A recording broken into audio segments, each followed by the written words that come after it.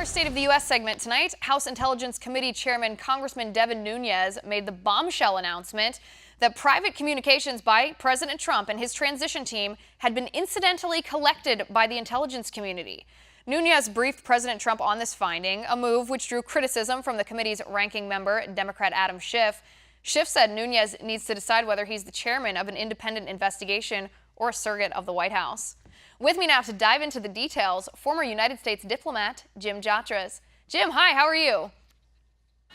Hi, Liz. Good to see you again. It's good to see you, too. Jim, tell me what you think of these revelations by Congressman Nunes that either Trump himself or members of Trump's transition team had their communications incidentally collected by the intelligence community. What does this mean to you?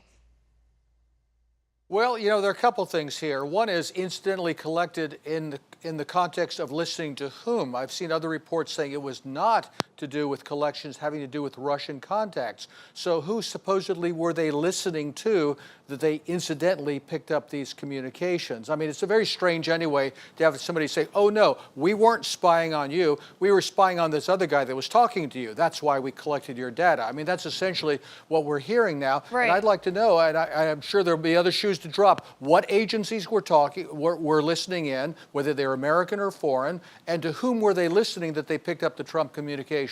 Right, because I think Congressman Nunes himself said that this collection, this incidental collection, it was not communications related to Russia or related to any investigation into Russia. That's right. So how does this change the story or change the investigation? Because I think we're all aware after James Comey confirmed that the FBI is investigating any connections between Trump's team and Russia. But if this isn't about Russia, is this just a political move? They're using so-called legitimate surveillance for illegitimate spying?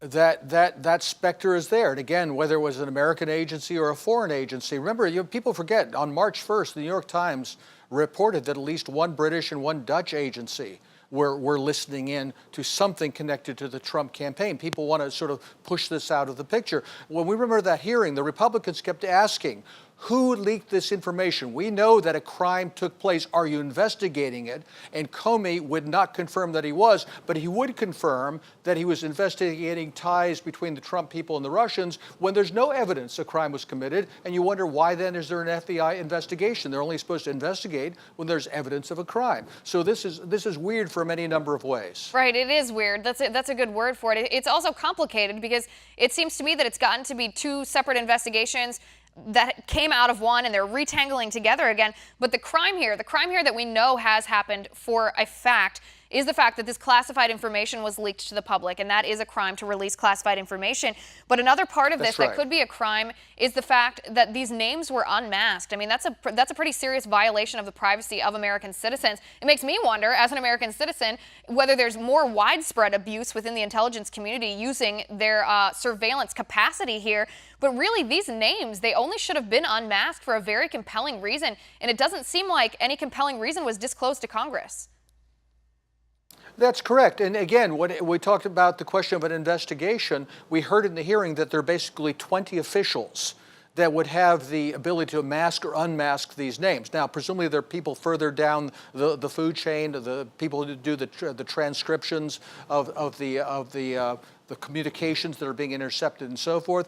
I don't think some gnome down in the bureaucracy is the source of the leaks. It seems to me it's much more likely it's somebody farther up in the structure who had political reasons to do that. And we're talking about fewer than 24 people, it seems to me, that really should be under a spotlight to say, you're the people we need to look at. If you are the ones behind these leaks, is that going on? Maybe it is, and Mr. Comey just didn't want to confirm it. Right. But I think this is what we need to know. Right, and for that exact reason, that's why I'm not opposed to what Congressman Nunes said this morning, that the next stage of this investigation, when James Comey and Admiral Rogers will be under oath again, it's going to be a closed session because they're going to be discussing the classified aspects of this. At this point, as much as I appreciate transparency, as much as I enjoy watching the drama of these hearings, we need to be able to talk about the classified information and get to the bottom of that because, I mean, this information, there are also reports that Obama, right before he left office, lowered the classification level on the masked names so that more people within the intelligence community could share or could read these unmasked names.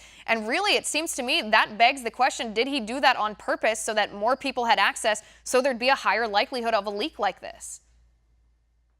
He did, but again, that begs the question of who among those 20 allowed those reports with the names unmasked to get out to that wider circle. Somebody further up the food chain did that, and that's what they should be getting Valerie Jarrett, Barack Obama, and several other people and putting them under oath, Loretta Lynch, and asking who approved passing these transcripts on with the name unredacted to this broader group of people.